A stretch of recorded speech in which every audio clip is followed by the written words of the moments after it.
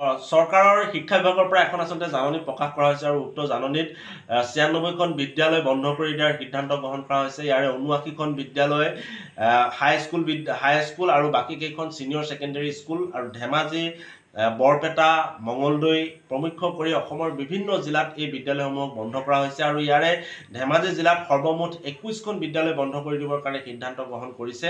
গতিকে এইটো এটা অতি মাৰাত্মক সিদ্ধান্ত। আন্তঃগাঁথনি আৰু ছাত্ৰ ছাত্ৰীৰ সংখ্যাৰ কম দোহাই দি এই বিদ্যালয়সমূহ বন্ধ কৰি দিয়া হৈছে। কিন্তু ইয়াৰ মূলতে দায়ী হৈছে চৰকাৰখন, কাৰণ চৰকাৰে আন্তঃগাঁথনিৰ উন্নতকৰণ ব্যৱস্থা নকৰাৰ কাৰণে তাত বিদ্যালয়সমূহত ছাত্ৰ ছাত্ৰীসকলে পঢ়িবৰ কাৰণে গোটেই ব্যৱস্থাটোত অন্তৰ্ভুক্ত হ'বৰ কাৰণে তেখেতসকলে সুবিধা পোৱা নাই। কাৰণ কোনো অভিভাৱকে নিজৰ সন্তানক এখন বেয়া স্কুলত পঢ়াবৰ কাৰণে ইচ্ছা প্ৰকাশ নকৰে। চৰকাৰী খণ্ডৰ যিবিলাক বিদ্যালয় আন্তঃগাঁথনিৰ অভাৱ, সেই বিদ্যালয়বিলাকত বহিবৰ কাৰণে এখন ডেস্ক বেঞ্চৰ অভাৱ, য'ত টিনপাতৰ অভাৱ, য'ত এতিয়া আচলতে এখন ব্লেকবোৰ্ডৰ অভাৱ, বিজুলী বাতিৰ অভাৱ, এখন বিজুলী পাংখাৰ অভাৱ, তাৰ কাৰণে চৰকাৰী খণ্ডৰ বিদ্যালয়বিলাকে আচলতে এতিয়াও চৰকাৰী খণ্ডৰ যিবিলাক বিদ্যালয় তাত অভিভাৱকে নিজৰ ছাত্ৰ ছাত্ৰীক পঢ়ুৱাব নিবিচাৰে আৰু যাৰ কাৰণে এখন এখনকৈ বিদ্যালয় লাহে লাহে বন্ধ হৈ যোৱাৰ উপক্ৰম হৈছে।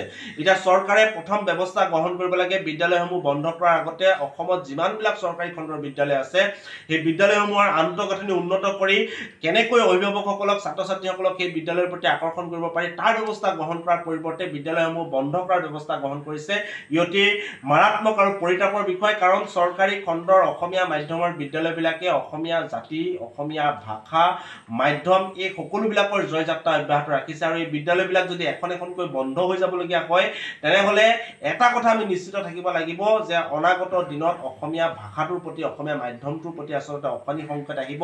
গতিকে চৰকাৰে এই আচলতে যিটো উজু উপায়, সেই উপায়টো তেখেতসকলে গ্ৰহণ নকৰি বিদ্যালয়বিলাকৰ আন্তঃগাঁথনি উন্নত কৰাৰ কাৰণে ব্যৱস্থা গ্ৰহণ কৰক, অন্যথা কিন্তু অসমীয়া জাতিটোৰ কাৰণে দুৰ্ভাগ্যজনক কথা হ'ব আৰু এই বিষয়টো আমি চৰকাৰৰ প্ৰতি আহ্বান জনাইছোঁ।